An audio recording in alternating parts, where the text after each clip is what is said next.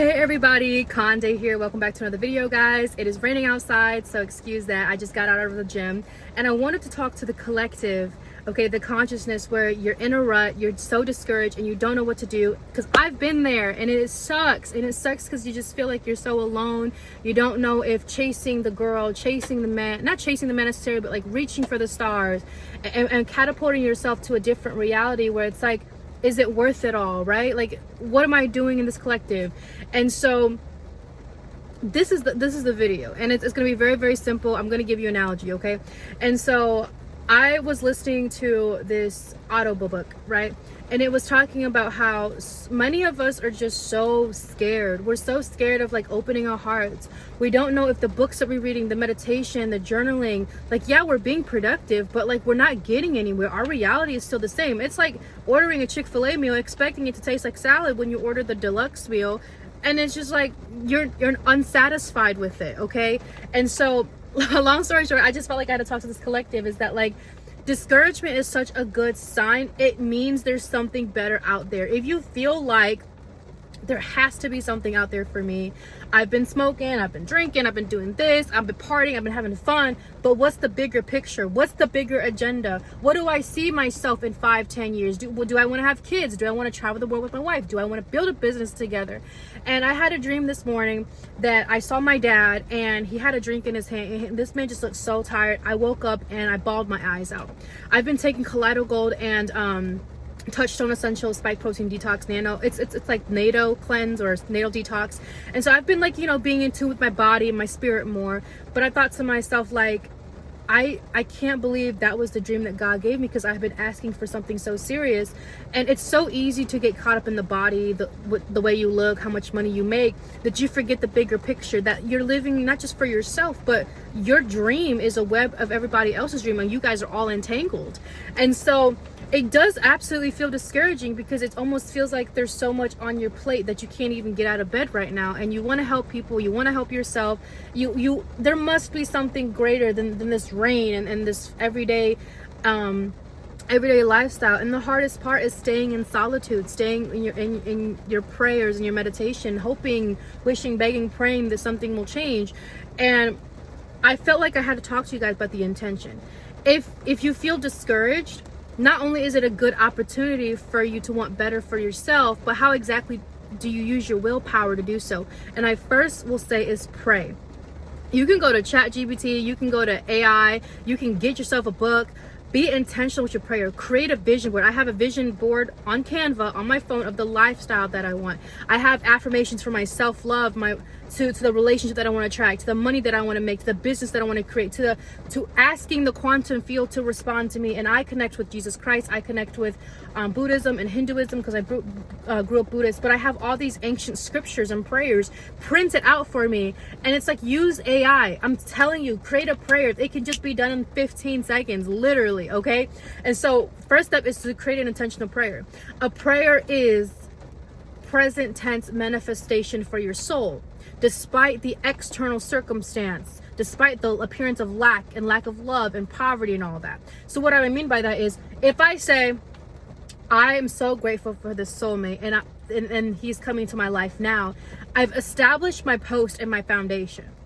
I've kept my word. Your prayer is your word. What are you willing to make sure that nothing interferes with that reality? Your prayer is almost like a firefly in the middle of the night, like in the summertime. It's just like, you see it, it's there, you say it, you might look at the darkness and realize, okay, what am I doing? But you see the light, you keep going to the light, and your prayer is leading you through the darkness.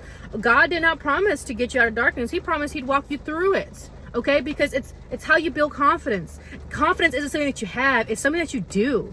And so the first step is to create a prayer. And a prayer is you communicating with this source. And if you're agnostic, if you don't believe in God, then I highly suggest you go on that journey, because there's something greater beyond you. And you failed yourself, so that's why you're listening to this video. If you failed yourself multiple times, then who you are right now is not going to get you to where you need to be. So you have to give up this old version of yourself. And the best way is spiritually is through prayer. Maybe it's through reading a book. Maybe it's through showing up to the gym. Okay, some of us are better in the spiritual world. Some of us are better in the in the mental world, excuse me. Maybe in the physical world, maybe in the emotional world, whatever it is. Use that physical reality. So what I mean by that is I'm very spiritual. I'm very like observing. I'm not bound by limitations and beliefs, okay? So what that means is I connect well with spirit.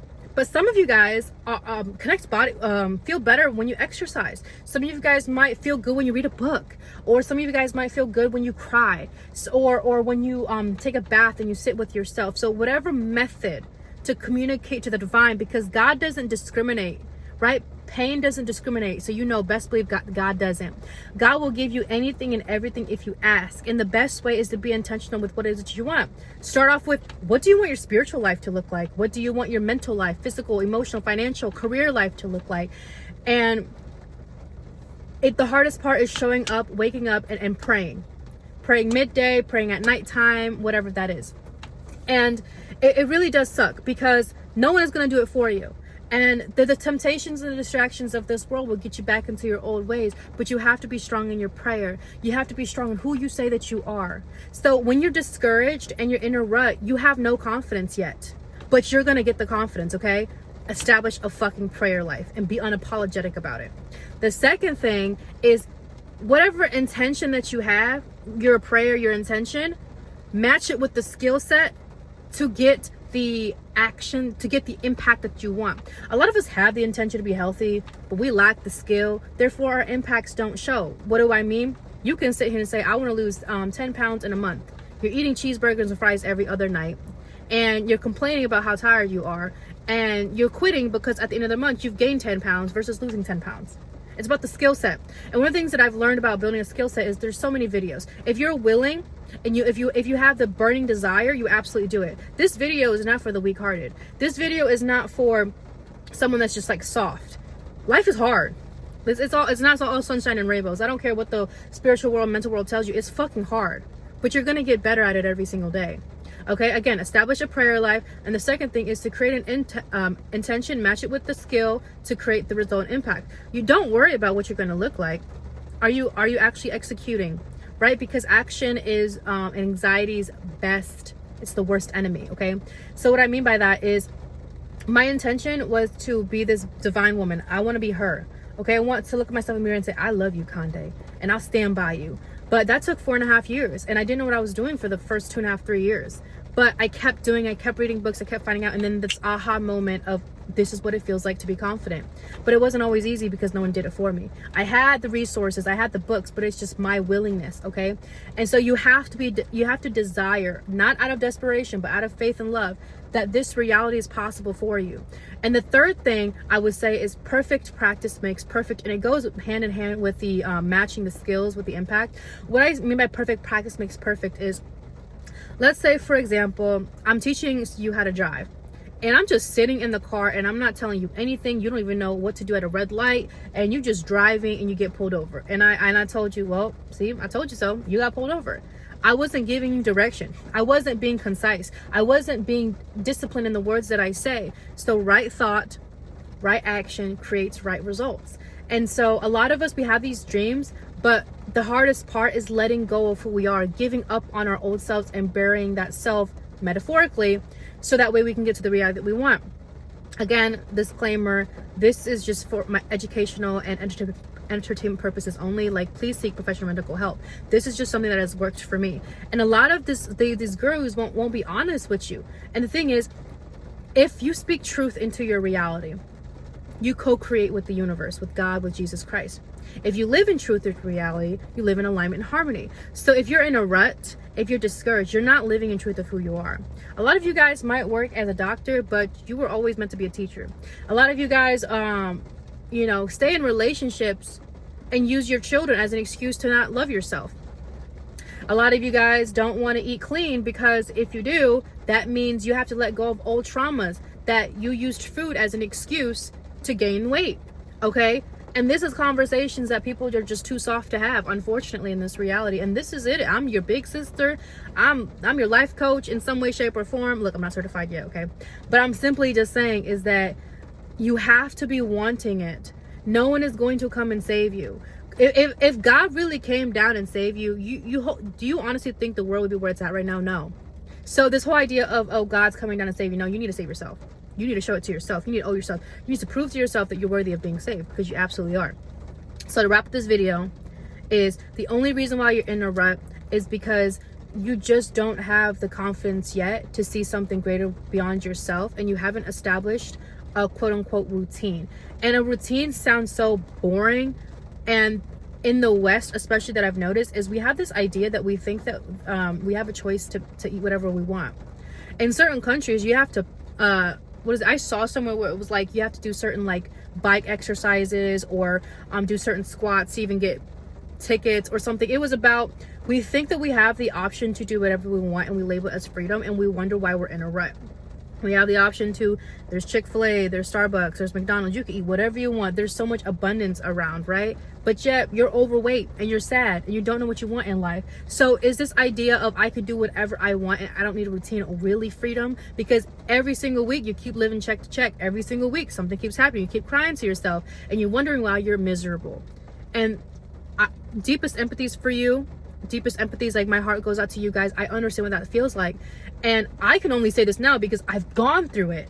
I decided to journey through that. Everyone thought I was crazy. Everyone thought being her and getting out of the school world and having God teach me was crazy. But here I am. I'm better off than most people in this world. I promise you right now, you could take everything away and I will get back on my 10 toes in 3 months. Like, or even less than. Like, I'm telling you, the power of picking yourself back up over and over and over and over and over again through trials and tribulation is the hardest part. Because I've been discouraged so many times where people have lied and said, oh, let's get married. End up not happening. It was lust, not love. I ended up, like opening my legs to people that I thought was my husband. I'm like, oh my gosh, like lost my virginity. Who's going to love me? So there's so many discouragements. There's so many, even like expelling spirits from my body. Like, the idea of my innocence and my purity and the way I see myself, like I was discouraged for so long. So I get it. And I'm telling you guys right now is that you are absolutely more powerful than you can possibly believe. So what if you failed? So what if things didn't work out? So what if you have to let go? So what if you have to move back to your mama's house? Or so what if you have to pick up an extra shift? Or maybe live frugally for some time, right? That's okay. But what's not okay is being discouraged because you can't see beyond your own world. That is the biggest discouragement. And my message to you, and really just to kind of just end things really quick, I want to keep this very, very simple, is that if you can put your discouragement, your shame, your guilt, your fear somewhere else, you will only have more room to create the reality that you want. So I put my discouragement, my fear, my shame, because I'm human beings, I make mistakes, in the past. Every time this old program comes up, I put it in the past, or I release it to the greater mind and this greater intelligence. And what that's teaching me, and that's signaling to my body and my life, is that anything low frequency, my body and my mind and my spirit recognizes, and we're releasing it. And it is the constant purging and purging and purging that is nonstop. But that's part of the reason why the rich get richer and the poor get poorer. The people choose light and the people choose darkness. And if you imagine yourself 30 years from now, you have kids, and you're really overweight, you're scared for your life, you're in debt, and the woman that you wake up to or the man that you wake up to doesn't even love you, he cheated on you or whatever, and you're just fucking miserable. Now, step back into the time that you are right now. Okay? What would you have done different? And I'm going to give you guys the permission right now. Great Spirit of love and of light, I humbly request your presence, that anyone who watches this video, may they be free of chains. May they break generational curse. May they revoke any soul contracts and trauma. May the angels of love and of light assist them everywhere that they go. And they're blessed in the name of the Most High. Amen. Ashe. Right? What's up? Namaste. And why I say that prayer right now is a lot of us use guilt and shame to rob ourselves of the opportunity to become the best version of ourselves. That's a part of discouragement too. And so again, there's a book that I really like, which is called The Mental Detox by Dr. Cheyenne Bryant. That book has changed my life. She's so wonderful. She's so intentional. And ever since I read that book, my skin is glowing in a way where, not just externally, but I'm recognizing myself. I'm recognizing the things that I say, what I eat, what I do. And that's the power of a book. That's the power of prayer. That's the power of meditation. Is you're going to have to prove to yourself that everything that you do does make a difference, even if you don't have a Lambo, you don't have a car, you don't look like the Instagram girl, and that is okay. And reality is that if you have parents or siblings, imagine them so old and frail, and they've bust their ass off, sweat their tears, they've been so good to you, and you just can't help them because you're stuck. It's so selfish to self-sabotage and self-punish. And my message to you is that stop. Just stop. It's not worth it. You deserve so much better, and those around you deserve so much better. And it's like, when you think about it, you are a dream walking, and everyone is connected to this web of yours, and you might not know it, but you do make a difference. You might not see it, but you are liberating other people by your presence. And that was something I had to tell myself. Like I always say, be fruitful, go forth, and multiply Christ consciousness.